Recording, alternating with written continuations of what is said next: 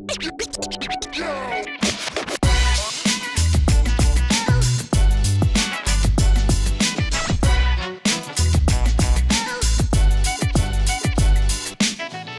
Corentin, je te présente une nouvelle machine qu'a développée Labosport, qui est en finalisation de recherche et développement. C'est un appareil, c'est un capteur optique pour mesurer la performance végétale, performance agronomique du gazon naturel. Le principe, c'est de mesurer des longueurs d'onde dans le rouge et dans le proche infrarouge au niveau du gazon.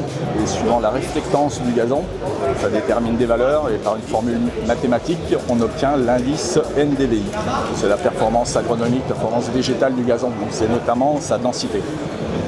Et également son taux de chlorophylle dans le gazon, ce qui est important pour savoir si on a un faible taux de chlorophylle, c'est-à-dire que le gazon a certainement eu des stress biotiques ou abiotiques, ou est en fin de fertilisation. Donc ça nous permet de savoir si le gazon a besoin d'être renourri à nouveau avec des engrais ou pas, ou s'il y a un stress, un souci de maladie, ou des zones qui sont décolonisées dues au surpiétinement du gazon devant les poches de foot par exemple. Donc hop, on prend l'appareil, on appuie sur le bouton et en même temps ça prend une photo et par traitement d'image ça nous donne une valeur de densité du gazon. Et après, tout est relié sur une appli, donc là ça permet de voir la photo du gazon avec sa densité, la densité est de 87%, c'était pris sur du gazon artificiel, ici on n'a pas le gazon naturel, donc permet d'avoir la densité du gazon et c'est un indice NDVI qui est 0,84.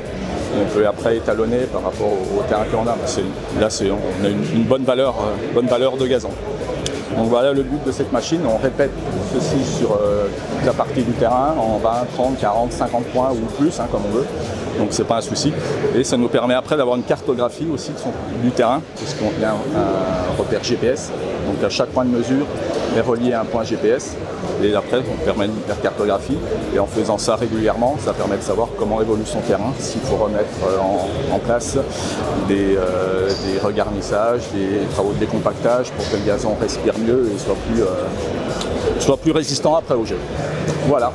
Et ces capteurs optiques, il en existe différentes familles, des qui peuvent avoir une influence de la luminosité du terrain, la luminosité de l'environnement.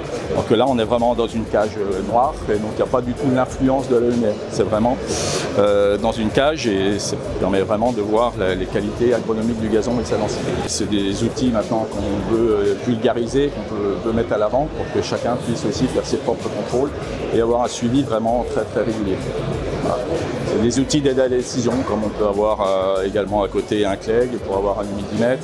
C'est des outils d'aide à la décision pour l'intendant, pour toujours améliorer les performances sportives des terrains. En termes de recherche et développement, c'est un projet qui vous a pris combien de temps à développer? Ça fait 2 ans et demi qu'on est dessus, ce qui permet de l'étalonner, de voir différents critères, vu qu'il existe sur le marché différents capteurs. Donc on essaie de se rapprocher de ce qui est le plus normalisé, avec les longueurs d'onde, proche infrarouge et dans le rouge. C'est surtout ça qui est défini pour avoir le bon indice NDVI. Voilà, c'est pour vraiment bien calibrer, pour avoir les bonnes valeurs dans ces longueurs d'onde-là. Est-ce que vous avez déjà eu des retours d'intendants qui se sont servis de... On a eu des retours parce qu'on l'a déjà montré à la FIFA lors de différentes réunions qu'on a à la FIFA. Donc ils ont été enchantés, ils disent que c'est un super bon appareil. Il va falloir le divulguer le plus rapidement possible.